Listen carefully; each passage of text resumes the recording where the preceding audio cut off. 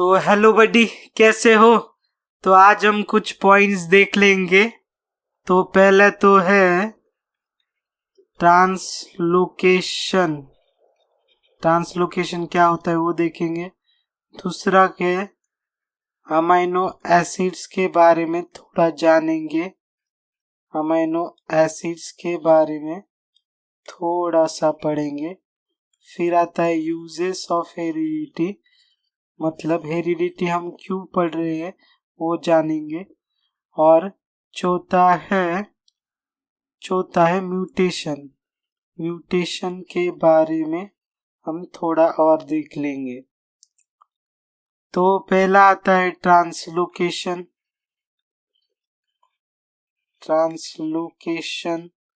तो last lecture में हमने ट्रांसलेशन पढ़ा था। ट्रांसलेशन में क्या होता है, ऐसे mRNA होता है जिस पर ऐसे करके ट्रिपलेट कोडॉन्स होते हैं।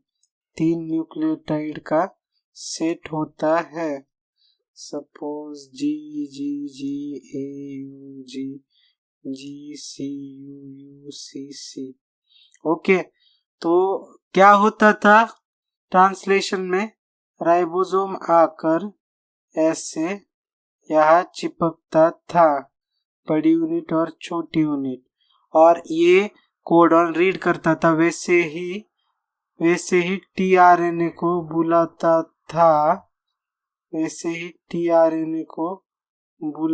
था। और अमीनो एसिड लेके आने को ऑर्डर करता था।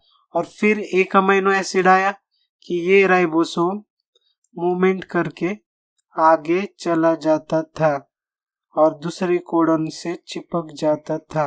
फिर और मूव करेगा, फिर दूसरे कोडॉन को रीड करेगा, फिर दूसरे कोडॉन को रीड करेगा, और ऐसे करते करते वो हर एक कोडॉन पे जाएगा mRNA के, और इंफॉर्मेशन रीड करके अमीनो एसिड टीआरएनए से बुलवाएगा। तो इस मूवमेंट को, इस राइबोसोम के मूवमेंट को हम बोलते हैं ट्रांसलोकेशन। तो ट्रांसलोकेशन क्या होता है? Movement of ribosome on mRNA through a distance of 1 triplet codon. एक ट्रिपलेट कोडॉन के डिस्टेंस से मूव करता है राइबोसोम। पहले एक ट्रिपलेट कोडॉन लेगा, फिर आगे मूव करेगा, फिर दूसरा ट्रिपलेट कोडॉन लेगा, फिर आगे मूव करेगा। ऐसे करके पूरा mRNA रीड कर लेगा। तो ये क्या है?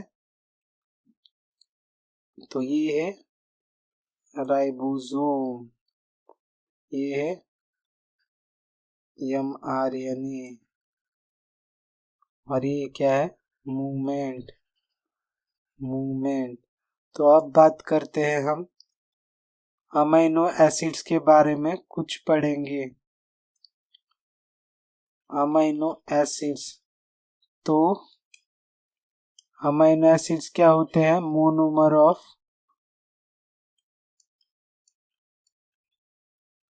अमीनो एसिड्स क्या होते हैं? Monomer of protein. तो प्रोटीन बनाने वाले कितने अमीनो एसिड्स होते हैं?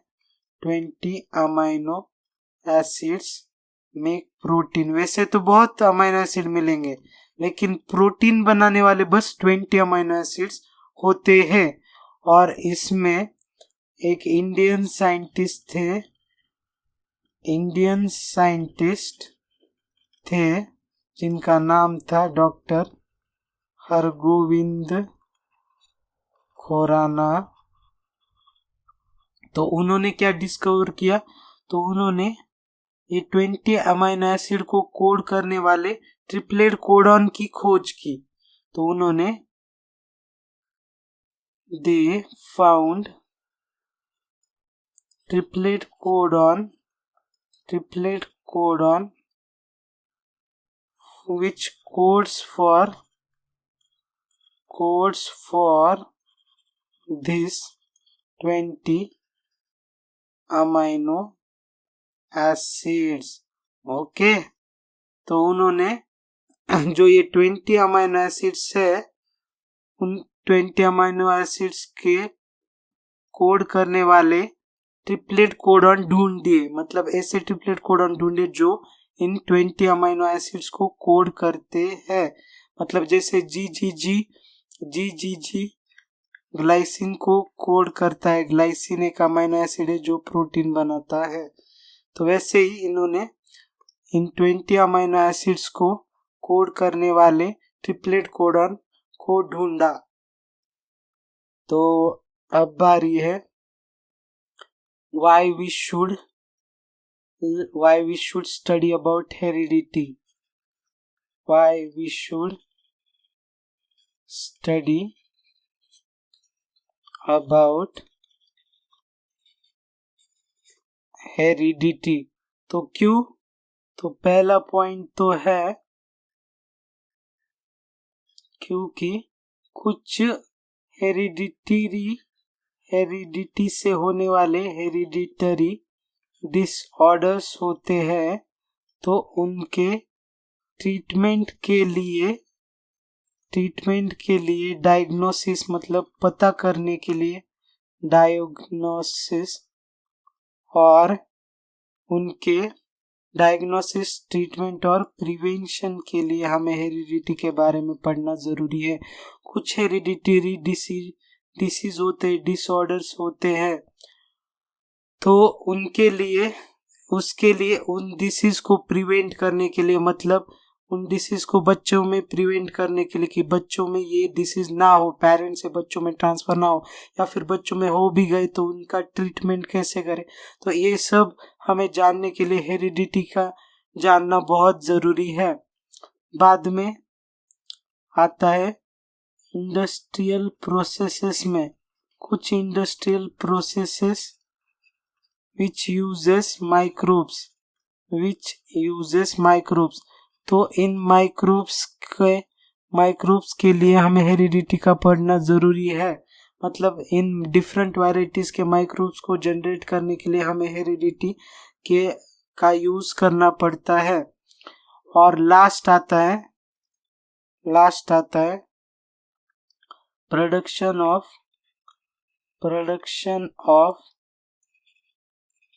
Hybrid varieties of plants and animals. जैसे एनिमल्स में देखो, लाइगर कभी सुना है? लाइगर लॉयन और टाइगर का क्रॉस, लॉयन और फीमेल टाइगर का, मेल लॉयन और फीमेल टाइगर का क्रॉस करके जो बनता है उसे हम लाइगर कहते हैं, और उसी को हम कहते हैं हाइब्रिड वैरायटीज। मतलब जो क्रॉस करके बनती है, cross between closely related species और डिफरेंट वैरायटीज। एक ही स्पीसीज में डिफरेंट वैरायटीज होते हैं, तो उसको भी हम हाइब्रिड कहते हैं। तो हाइब्रिड क्या होते हैं? हाइब्रिड कैसे बनते हैं? क्रॉस करके डिफरेंट स्पीसीज के बीच में जो क्लोजली रिलेटेड है, या फिर डिफरेंट वैरायटीज के बीच में क्रॉस करके जो हमें नया इंडिविजुअल मिलता है, उसे हम कहते हैं हाइब्रिड। ओके, हाइब्रिड वैरायटी कहते हैं। और प्लांट्स में सपोज हमारे पास रोज है, एक किसी रेड कलर का रोज है और हमारे पास ऑरेंज कलर का रोज है, तो उनको क्रॉस करके हमारे पास डार्क रेड कलर का रोज आ गया, तो उसे भी हम कहते हैं हाइब्रिड वैरायटी। तो प्लांट में क्रॉस पॉलिनेशन करके भी हम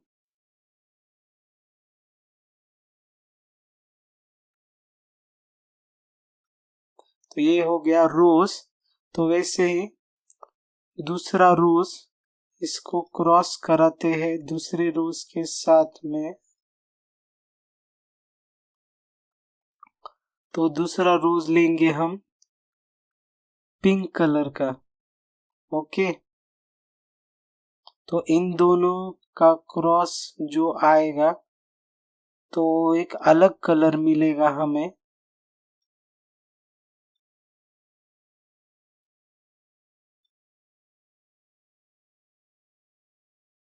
रोज फूल है गुलाब का, चमेली का मत समझना, आशिक हूँ आपका आपके सहेली का मत समझना। वाह वाह वाह वाह। तो ऐसे क्रॉस करके कुछ हाइब्रिड वैरायटी मिलेगी हमें, जिसमें कलर कुछ डिफरेंट आएगा। मतलब ये हो गया, ये रेड या फिर ऑरेंज मान लो, और ये पिंक, तो इनका क्रॉस करके कुछ हमें अलग कलर मिलेगा। इन्हीं दोनों के नियर अबाउट कलर मिलेगा, मिक्सचर ऑफ कलर कुछ मिलेगा, तो उसे भी हम हाइब्रिड वैरायटी कहते हैं। तो लास्ट जो पॉइंट है वो है हमारा mutation.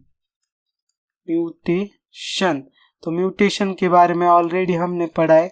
Sudden changes in DNA, sudden changes in nucleotide position या फिर सीक्वेंस, न्यूक्लियोटाइड के पोजीशन में बदलाव आना, किसमें, इन जीन या फिर DNA के न्यूक्लियोटाइड में के न्यूक्लियोटाइड का पोजीशन चेंज हो जाना, उसे हम कहते हैं म्यूटेशन। सपोज ये है हमारा एक स्टैंड, ये है हमारा दूसरा स्टैंड, ये है न्यूक्लियोटाइड्स। तो क्या होता है, ये suppose guanine, cytosine, adenine, guanine, thymine, cytosine, तो ये न्यूक्लियोटाइड। तो इस न्यूक्लियोटाइड का पोजीशन बदलना, ये न्यूक्लियोटाइड सपोज यहाँ पे चला गया, तो इस न्यूक्लियोटाइड का रिप्लेसमेंट हो जाना, या फिर डिलीशन भी हो सकता है कि परमानेंट डिलीट हो जाए, या फिर कुछ यहाँ पे कुछ नया इंसर्ट हो जाए, नया न्यूक्लियोटाइड इंसर्शन हो जाए, तो उसे भी हम म्यूटेशन कहते हैं। या फिर चेंज इन क्रोमोसोम नंबर को भी हम म्यूटेशन कहते हैं। मतलब जेनेटिक लेवल पे कहीं भी सडन चेंज आ जाए तो उसे हम म्यूटेशन कहते हैं। और इस म्यूटेशन की वजह से, म्यूटेशन अच्छा भी हो सकता है जिसके वजह से इंडिविजुअल में वेरिएशन आएगा, और वो कुछ अच्छे कैरेक्टर्स भी उसमें आ सकते हैं म्यूटेशन की वजह से, या फिर म्यूटेशन खराब भी हो सकता है। म्यूटेशन कैन बी गुड और bad. Mutation can be harmful as well as beneficiary। कुछ भी हो सकता है, या फिर न्यूट्रल भी हो सकता है कि कोई कुछ कैरेक्टर आए ही ना, म्यूटेशन की वजह से कुछ इफेक्ट आए ही ना। तो mutation can be harmful as well as beneficiary. Mutation can cause diseases as well. Mutation can cause diseases as well, जैसे कि सिकल सेल एनीमिया एक डिसीज है जिसमें रेड ब्लड सेल्स का शेप चेंज हो जाता है, सिकल सेल का हो जाता है, जिसकी वजह से बहुत प्रॉब्लम होता है। ओके, तो ये हो गया आज के 4 पॉइंट्स। तो वीडियो को छोटा रखते हैं, इवोल्यूशन इसके बाद के वीडियो में पढ़ेंगे। तो तब तक के लिए भाई मस्त रिफ्रेश होके आओ, कुछ मस्त खेल के आओ, जाओ क्रिकेट खेल के आओ आज, और फिर अगले वीडियो की इंतजार करो। अगले वीडियो का जल्द ही आने वाला है अगले वीडियो। तो थैंक यू।